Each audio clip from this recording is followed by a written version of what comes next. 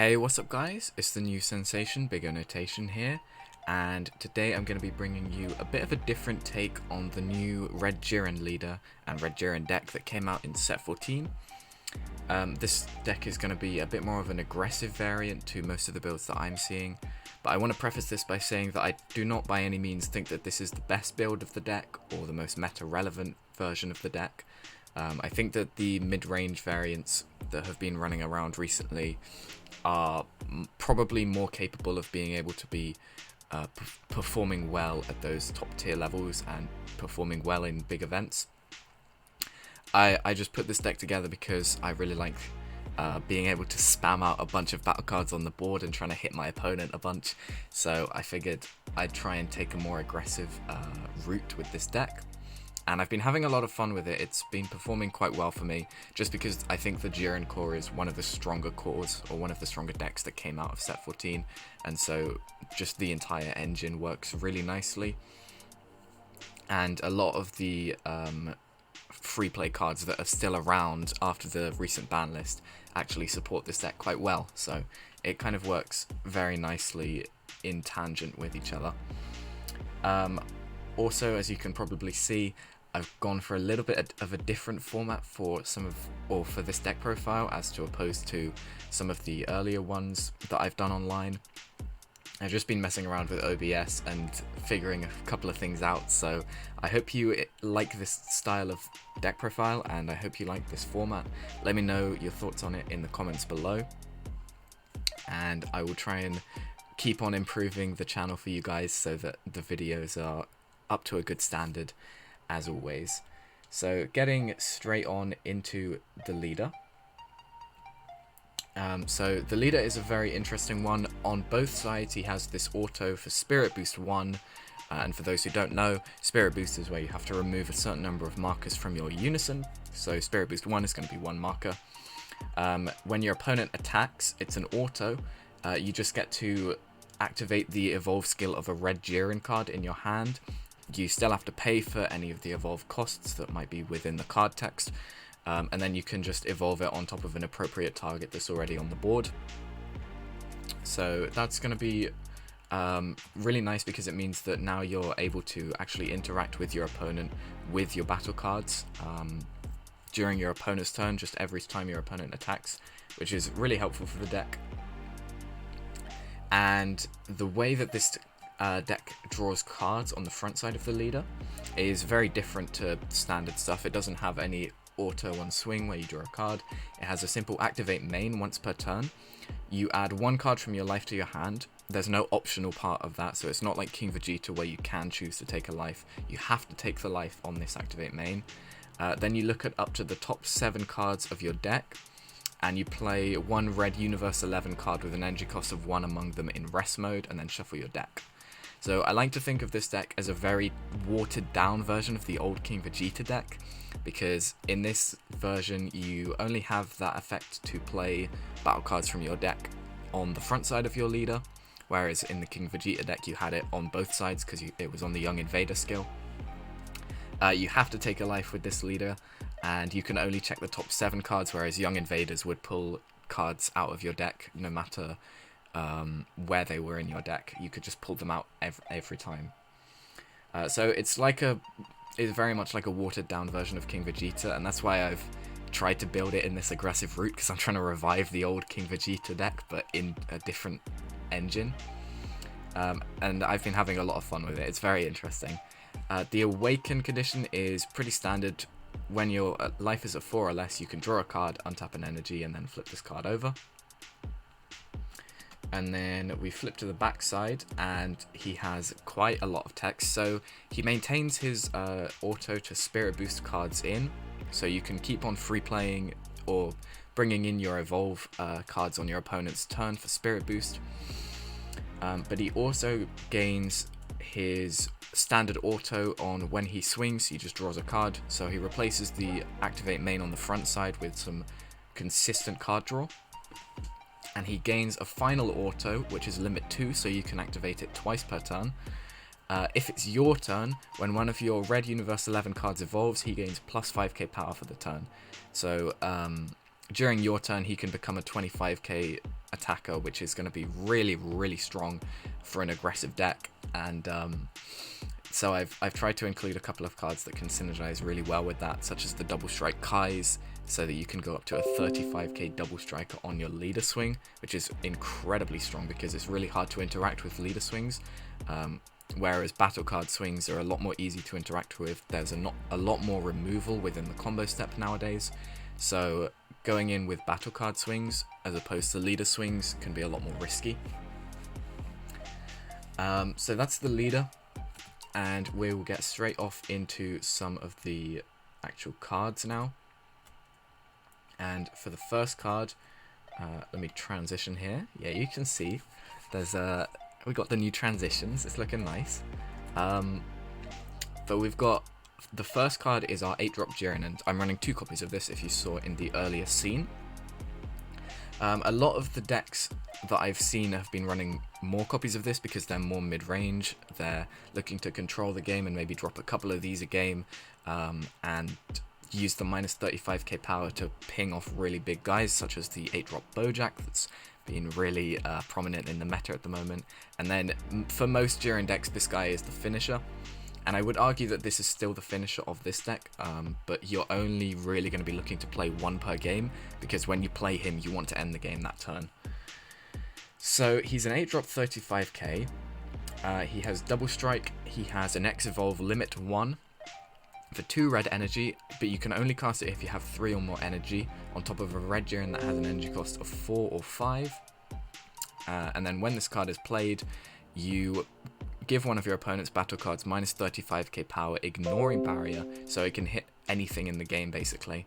But the only catch to this card is that once he's played, you can't play non-Universe 11 battle cards for the turn, which is really restrictive, and it's actually a big problem for this aggressive version of the deck because there's a lot of free plays that aren't Universe 11, and so you have to be really careful in how you sequence your turns in this deck, because if you play this guy first, you're going to lock yourself out of a lot of the rest of the cards in your deck.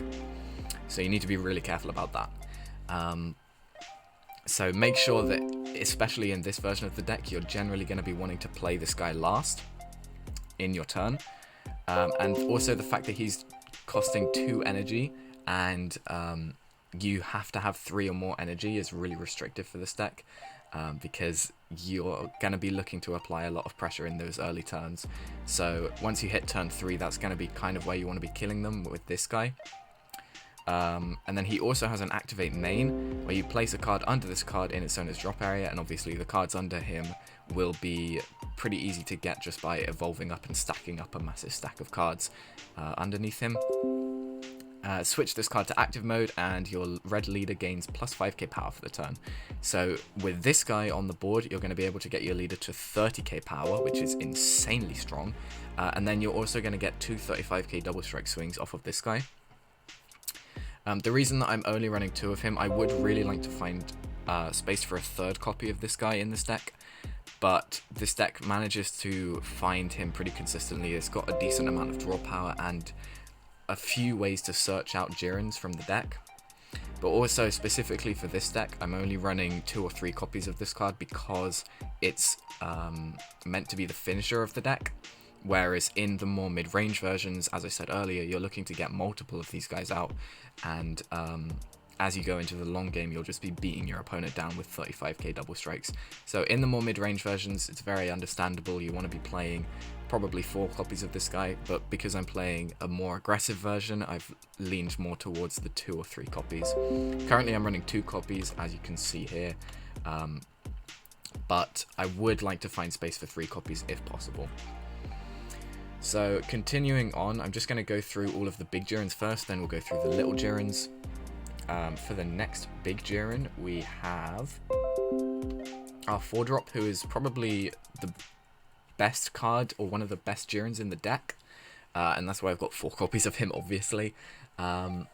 He's a 4-drop 15k, but he has an X Evolve for 0 energy, which is really key, because it means during your turn, you're going to be able to drop him for free, obviously, but also during your opponent's turn, when they swing, you can activate your leader's auto to Spirit Boost 1, and then play this guy for 0 energy, which is insanely strong when you read the rest of his effects. So he EX Evolves on top of a Red Jiren that costs 1, but when he's played, he has a limit 1 auto, of drawing a card and then giving one of your opponent's battle cards minus 10k power for the turn.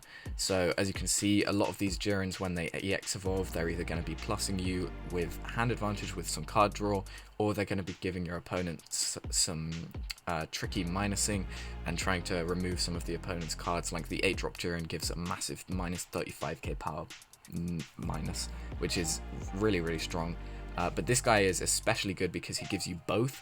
He gives you minus 10k, which can help you deal with some weenies on the board, and he also gives you some hand advantage as well in the card draw. So the fact that you can play this guy on both your turn to get some removal down and get some draw power going, and on your opponent's turn to maybe interrupt some of their attacks with the minus 10k power is really, really insane, and this card is probably one of the best cards in the deck. There's nothing really bad about him other than the fact that his auto is limit 1, but that just kind of makes the card fair, I suppose, because it means that you can't just spam evolve a bunch of these on your 1-drops every single turn and get a bunch of advantage off of them. But you can still evolve this as many times as you want, which is really important to note, because the 8-drop Jiren has a limit 1 on his EX evolve skill, whereas this guy only has the limit 1 on his auto. So if you have multiple of these in hand and you're just pushing for game and you need more 15k attackers, you can just drop these on all of your 1-drops and you'll only get 1 draw and 1 minus 10k. But if you're pushing for game, that's absolutely fine, because you just want to get the 15k swings in. So on to the next big Jiren, we have our 5-drop Jiren, and we've also got 4 copies of this guy as well. And this is going to be Jiren Surge of Strength. So he's a 5-drop 19k dual attack, and I promise that 19k is actually really important when you take into account the rest of the deck. And that's a big reason why we've got 4 copies of him, which I'll get into later. He's got an EX evolve. This EX evolve is also limit 1, so that's important to note. I think the 4-drop is the only one that has its limit 1 skill on the auto rather than the EX evolve. But this EX evolve is for 1 red energy, and you can EX evolve him on top of a Red Jiren that costs either 1 energy or 4 energy. And that's important to note when it comes to his permanent skill. Most of the time you're going to be wanting to evolve him on top of a 1-drop just because it's more efficient. But when we come to his permanent skill, you'll see why you might want to evolve him into a 4-drop. And his permanent is that if this card would be removed from your battle area by an opponent's skill, you may place 2 cards under this card in their owner's drop areas, or add a card from your life to your hand instead. So if you have more cards underneath him because you've evolved him on top of a 4-drop, it's going to give him a bit more protection. However, I still think most of the time it's better to evolve on top of a 1-drop. Just because it's more efficient in terms of card advantage and in terms of energy, but also because this deck is more aggressive, you kind of want to be taking yourself down to 4 life as soon as possible, so you don't mind taking that extra couple of life to maintain this guy on the board, even if you'd rather stick 2 cards underneath him into the drop area. And it also means that if you evolve your 8-drop on top of him, you'll have more cards underneath the 8-drop to use as activate main a few more times if it sticks around on the board. But this guy has a really nice skill of when he's played, you draw a card. Obviously that's amazing, and then you choose up to one of your red Universe 11 leader cards or battle cards other than this card, and it gets plus 1k power for the turn. So the main usage of the plus 1k power is obviously going to be during your opponent's turn, because you can effectively give your leader a pseudo Senzu Bean, because the plus 1k power will push your leader into that extra 5k margin during your opponent's turn, because it will be 16k. And that means your opponent will most of the time have to combo to 20k to push more damage. It's really annoying that this plus 1k can't go on himself, because that would make him a 20k dual attacker on your turn, which would be really, really insane for this deck. Just pushing that extra 5k margin but on 2 more attacks would be so good. But if you can get a copy of this guy to stick around, then you can give the plus 1k to that copy if you're playing a second copy down. And it's pretty easy to get these guys to stick around because of the permanent skill that I just mentioned, where you can take your own life or stick cards underneath him to the drop area to protect him from skills. And because he's 19k, your opponent's gonna struggle to swing into him a little bit, because oftentimes they'll have to combo in a couple of cards with their leader or something. But he's just really good. Having a 19k dual attacker for 1 energy is really insane, and then the draw 1 and Senzu Bean effect is just that extra bit of protection, an extra bit of advantage that you're going to be wanting to gain in these with these good cards.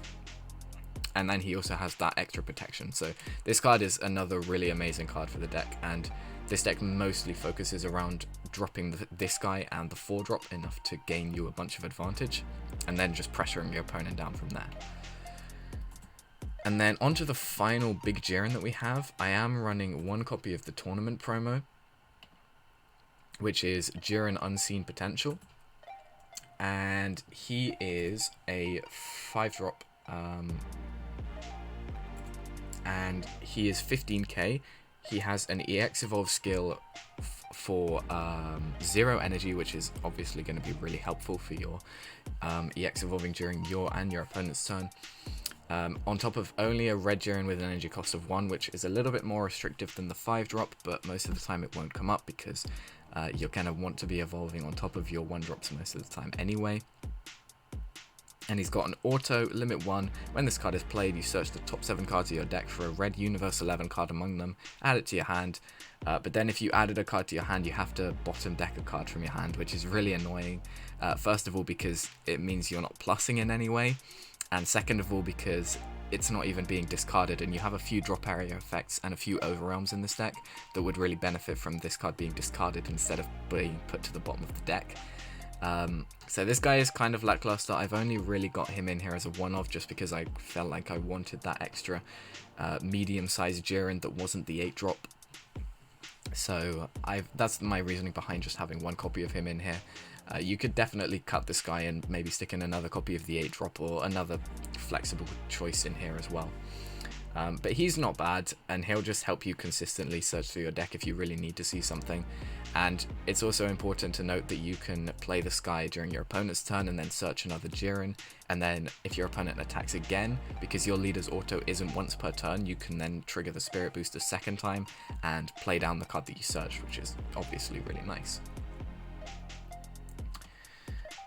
And then we'll cover the Unison card next, I believe. So for the Unison, we have Topo, Force of Obliteration. Probably should have covered this guy first, to be honest, because it's a Spirit Boost deck, so the Unison is really quite important. But the Unison for this deck is really insanely strong. He's 1 energy, or 1 specified cost, 5k, so he's initially he looks pretty weak and open to being hit down very early on. But his auto means that once per turn, when one of your battle cards evolves, he gains plus 5k power for the turn and adds a marker to himself. So it means that he's not going to be hit down by any sort of really small guys very early on. Like, he won't be able to be attacked by cantrips all the time, because if you just evolve a battle card, he'll become 10k for the turn.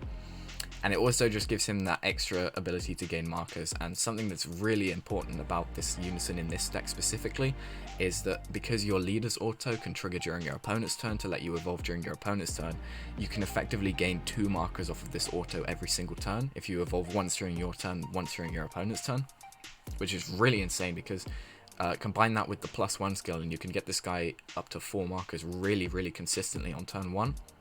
Which is really strong for a 1-drop Unison, obviously, and for a Spirit Boost deck in general.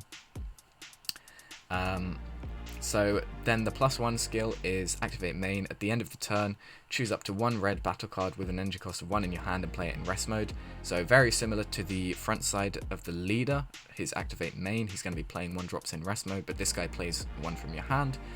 This is just nice. It means you don't have to pay energy for the 1-drops that you end up drawing instead of getting off of your leader skill. I do wish that these cards didn't play the 1-drops in rest mode because they can be swung over pretty easily and that screws with a lot of your evolve plays, but it kind of makes up for it because you can evolve on your opponent's swing, so as soon as your opponent swings into a 1-drop, you can just evolve it into a bigger guy. And then the Topo Unison has a -7, where if your opponent has 3 or more life, you just simply deal a damage. This -7 never really comes up because you're taking markers off of your Unison so much with the Spirit Boost skills, but it's just nice to have as a threat. If you get to that like 5 or 6 marker point, your opponent's suddenly like, we have to actually swing into the Unison now rather than just leaving it. So he just has that extra little bit of threat to add. But he's a really strong Unison just because he can gain so many markers throughout the game, and he can stabilize himself on the board, even though you're a Spirit Boost deck, which is really strong for a Spirit Boost deck, obviously. For the 1-drops, we'll go over the 1-drops next. They're obviously pretty important because they're going to be what you want to be free playing off of both your leader and your unison effects, and they're also going to be what you're evolving over.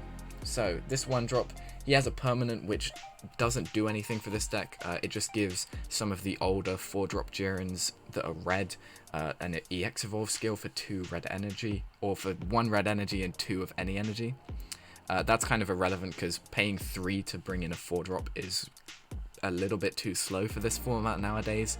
You'd rather do that for free or for 1 energy like the newer 4-drops and 5-drops offer you. So you don't run any of the old Jirens to synergize with this permanent. It's not worth it at all.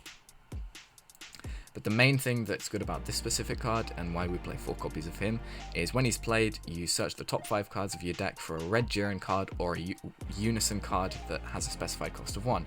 So he searches out all of your Jirens, and he also searches out your Unison. So he's perfect, and it's very, very good to bear in mind that you can free play this guy off of your leader effect turn 1 for 0 energy, and then if you can search your Unison off of the top 5, you generally want to grab it so that you can then pay the 1 energy to establish your Unison down turn 1, along with a few 1-drops that you free play off of your leader effect and off your Unison +1.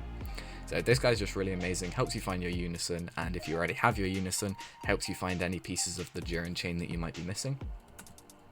So he's just probably the best 1-drop in the deck. And then for the other Jiren 1-drop, which we're also running 4 copies of, we want to be running a lot of 1-drops in this deck because it's really important that we don't whiff off of our front side leader activate main, because if we do, it feels really bad when you whiff off of it, and it happens fairly consistently, which I think brings the power level, is what kind of keeps the power level of this deck in check, is the fact that every so often you do whiff off of that top 7 search, even if you run like 16 1-drops. It just doesn't happen sometimes. So for another 4 of the 1-drop, we have another 1-drop Jiren. He's very simple. When he's played, you draw a card, so keeping that hand advantage nicely, comfortably up.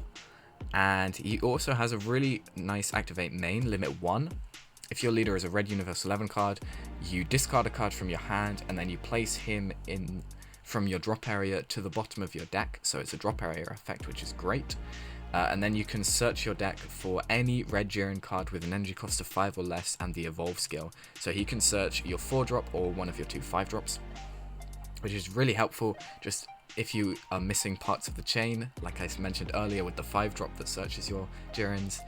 If you're missing parts of your chain, you can just go ahead and search them just by discarding a card and putting this guy back from the drop area. So the fact that this is a drop area effect is really amazing, obviously because you might be comboing him or he might be attacked, but also because you're going to be ditching cards from your bigger Jirens from underneath them a lot. And so when you're sending the cards underneath the big Jirens to the drop area to either protect them or restand them, you can send this guy to the drop area and then he has access to his drop area effect. So he's just a really incredible card that helps you dig through your deck even further. And then for the final 1-drop that we're running that's a target for our free play effects, we're running 4 copies of the Kunshi, Warrior of Universe 11. This card is kind of lackluster and you only really run him because he's another target for your free play effects off of your leader activate main and off of your Unison. But he is a 1-drop. When he's played, draw a card, and then he has a permanent where all of your red non-Kunshi Universe 11 cards that cost 1 in your battle area gain barrier, so he just protects your 1-drop Jirens that are on the board. And that can come up sometimes if your red 1-drop Jirens survive, or if they're just being played in active mode because you've hardcasted them. But the main reason you run this card is just that when it has the effect of when it's played, draw a card, and it offers you a little bit extra. Arguably, you could run the old Kunshi, and I've got that in cards to consider here, as you can see. The Kunshi Threaded Manipulation. He's very simple. He's a 1 mana 4k. And when he's played, you draw a card and give something minus 4k. Arguably, you could play that over this 1-drop Kunshi, and I could definitely see why you would want to, because we have a lot of power minusing in this deck, so it synergizes nicely with that. And it also gives you that draw a card anyway, and the barrier of the new Kunshi doesn't really come up so much.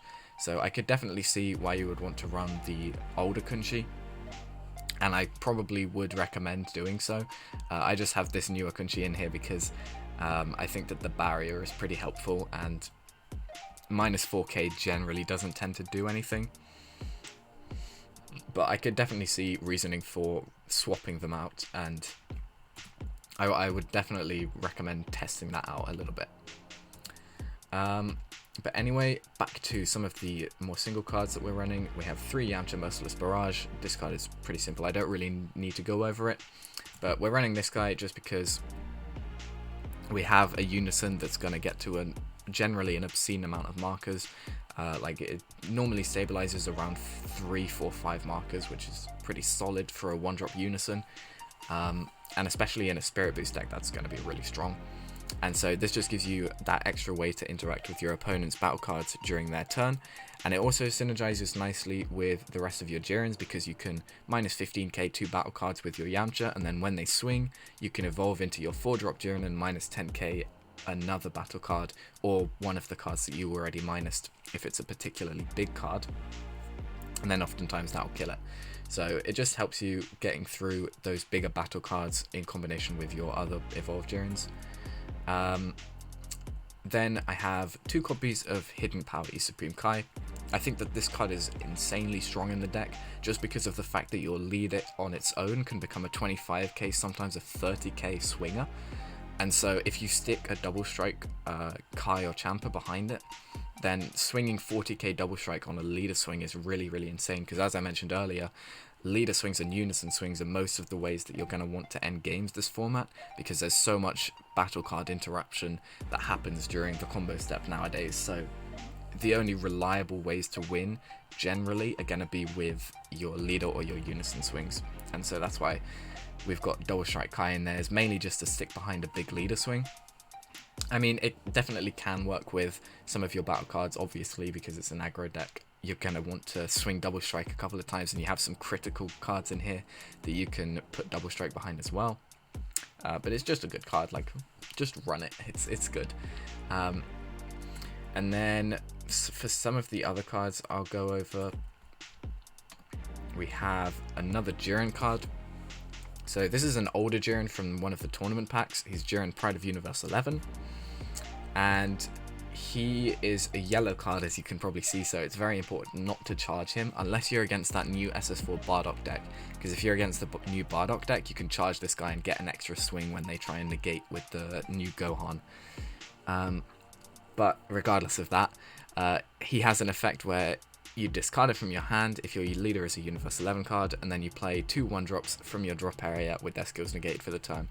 Now, the important thing to note about this card is that he does not play them in rest mode, and this is a big reason why I'm currently choosing to run the Barrier Kunchi over the minus 4k Kunchi at the moment, because of this card. Because the Kunchi's permanent will come into effect as soon as you end your turn, if he's still on the board, and then he'll protect your other Jiren that you played off of this guy's skill, because they'll both be in active mode. So this card is really good. I would have liked to run a 3rd copy, but I found that a 3rd copy, there wasn't really space in the deck first of all, but I found that when I ran 3 copies, it kind of got a little bit cloggy in my hand, because you can't really charge it, because you want to be charging all red energy if you can. And so it just gets a little bit clunky, I think, at more than 2 copies. I am running 1 copy of Heartfelt Plea in the deck, and this is this is a little bit of a this is one of the more interesting things that I've decided to go for, because I don't think that Heartfelt Plea really is particularly good in the deck. I just think that it's quite fun, hence why I've made this deck more aggressive, because the idea is you can combine Heartfelt Plea with Cabba's Awakening, because Cabba's Awakening has an activate battle where you give one of your red battle cards plus, or one of your red cards plus 6k for the battle. And so you can drop that on your 19k 5-drop Jiren, the dual attacker, and then awaken during the battle and trigger Heartfelt Plea, because your 5-drop Jiren will become a 25k body. And so then you can sack off the 5-drop Jiren and go into the Heartfelt Plea, which is a pretty strong play on its own. And Heartfelt Plea is obviously a really good card. So it's just a nice play, and you can also sack off your 8-drop Jiren if you played it during a previous turn, but that generally doesn't really come up because it's a bit more like restrictive. It kind of requires you to awaken on turn 4 because you have to play the 8-drop Jiren on turn 3, and then you can't play non-Universe 11 cards for the rest of the turn, so then you have to wait another turn to awaken. So most of the time you're going to be dropping the Heartfelt Plea on your 5-drop Jiren, and that's why I'm running 3 copies of Cabba's Awakening in here as well, was to combine with the Heartfelt Plea and the 5-drop Jiren. But that's just something a little bit more fun that I've thrown in there to make the deck a little bit more aggressive. And obviously Cabba's Awakening is still an okay card on its own because it's a plus 6k combo, so it can be nice to help you defend with or push some more aggression. For some of the other cards are more standard, so we just got 2 copies of One Hit Wonder. He's just a 15k body that comes out when you minus a battle card's power, and that's another argument to run the Kunshi Threaded Manipulation because it will trigger the One Hit Wonder. But I think that generally you have enough minus power in this deck because you already have Yamcha, Merciless, Barrage, you have your 8-drop Jiren, and you have your 4-drop Jiren. So most of the time that is absolutely enough. We've got 2 copies of Fighting Against Fate because it's an aggressive deck, and this card is just probably one of the best overwhelms in the game. Maybe this and Secret Identity Marseillan, but I would argue this one is probably better. We've got 2 copies of Testing the Opposition. This is just the best negate that you could run in a deck, I think. Violent Raze is okay, but it got a lot weaker this format with the death of Dark Broly and some of the more bigger decks like Sin Shenron kind of fading out of the meta. Or people aren't playing Sin Shenron as much. I still think that deck is very, very strong. I just think it's very underrated at the moment. But yeah, Testing the Opposition is just the best negate that you could run in a red deck at the moment, in my opinion, because it stops 2 attacks for effectively 0 energy if you take the life, and it's just really nice to have at your disposal. 1 copy of King Piccolo New Ruler, pretty standard for any sort of red list, just helping you push that further aggression, and because your Unison's going to be gaining a bunch of markers throughout the game, it should be pretty easy to get your Unison to 3 markers, so you can just drop this guy as a 20k double striker and swing with it. For my super combo, I went with Raditz Sane Youth. Arguably you could go with the Cocotte, but looking through all of the cards, because Cocotte is searchable, I went through and looked through all of the Red Jiren cards, and actually the only way that Cocotte is searchable is off of the Tournament Pack promo Jiren, which I'm only running 1 copy of, so I wouldn't argue that Cocotte is actually worth running over the Raditz Sane Youth, because most of the cards that are searching your Universe 11 cards are searching specifically Red Jiren cards rather than Universe 11 cards, so it's mostly only your Red Jirens that are searchable, not your Red Universe 11 cards, which is why I went for Raditz Sane Youth, because it's just better. And then the last card in the deck, I've got 1 copy of the new Surprise Attack Vegeta. He's just a 15k critical, and you can play him for free when you activate a Spirit Boost skill. The only issue with this card in this deck that I found is that obviously you're only activating Spirit Boost during your opponent's turn, because your only Spirit Boost skill is on your leader auto when your opponent attacks. Which is why I've only got 1 copy of the Vegeta in here at the moment, because you can only play it during your opponent's turn, so oftentimes they can remove it before you get to swing with it. But it's just a nice card to have. It's another free play guy. It's not too bad. And then for some of the cards that I was considering running, obviously I've already talked about the Kunshi. There's the Zoirei, which he's a blocker, but he also has a Bond 2 permanent, where once per turn he can't be KO'd, so he's just like going to stick around on the board for a while unless your opponent attacks into it multiple times. I ended up cutting this guy from my deck just because I felt like it wasn't doing a huge amount, because this deck is more aggressive, and I feel like the only negates or defensive tools that you need are Testing the Opposition, because you already have your leader's Spirit Boost stuff to do some minusing power during your opponent's turn when they swing, and you already have Testing the Opposition, and I felt like Zoirei was just slowing the deck down when I played it. Obviously, in the more mid-range versions, I think Zoirei is a fine card to maybe run at 1 or 2 copies, just so that you have a few more 1-drops to hit off of your leader activate main. But I think that 12 1-drops is enough for you to consistently hit it most of the time, and you also don't really want to draw your 1-drops, and there'll become a point where you're running so many 1-drops that you'll end up drawing too many, and you won't have enough good plays in your hand, even if you hit the top 7 every single time. And then the final card that I was considering was running Heroine's Lineage. As you can see, this deck, I'm currently not running a secret rare, and I was trying out Heroine's Lineage, but I found that it just wasn't doing enough at the moment, because especially in this meta at the moment, I think that Heroine's Lineage is kind of losing its color, just because most of the cards that are swinging are normally 8-drops, because it's like the 8-drop Bojack, or there's the 7-drop Bojack blue-yellow guy that has barrier. And so the fact that the card doesn't go through barrier and only hits 7 or less cards in a really slow meta that we've got going on currently, I think that this card is just not so good anymore. During a more fast-paced meta or mid-range meta, this card is definitely going to be a lot better. But I think for now, I wouldn't really recommend running Heroine's Lineage. And I was looking at a couple of other secret rares, like there's obviously Gohanks for red, which is really good. But I ended up not running Gohanks just because it's a 4 energy play, and this deck oftentimes doesn't really go to turn 4, or turn 4 is generally the last turn that it will reach before killing them or getting killed. So I think that Gohanks is not really worth running either. I think the only secret rare that I would consider running in this deck at the moment is the Kai secret rare, and that's just because on turn 3 it can become another 40k swing, and it also offers you some wide removal, which this deck definitely lacks.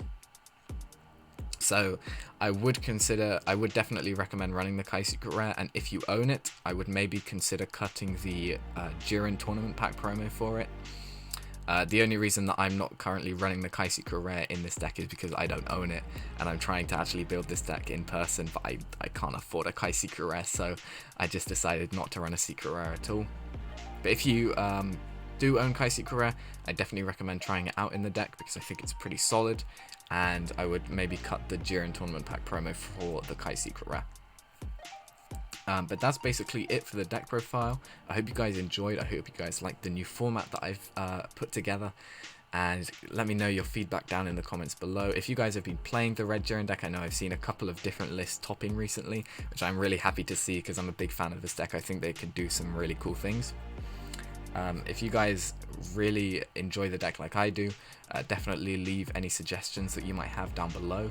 I definitely would like to look into building a more mid-range version of this deck, a more competitively viable version, but I think for the moment I'm going to refrain from doing that, just because I think a lot of the lists will probably end up very similar if I start looking into them, because a lot of the time it will just be a Jiren package plus good red cards, so I kind of don't want to spoil the fascination that I've got going on with this deck at the moment. But there will be a few other Jiren profiles coming to you guys very soon, hopefully. Not this Red Jiren leader, but a couple of older ones that you might have forgotten about. So stay tuned for that if you're interested in other Jiren profiles. Like, comment, subscribe, all of that good stuff. Leave me some feedback, like I've mentioned already, on the new scenes and on the deck profile as well. Thank you guys very much for watching, as always, and I'll catch you in the next one.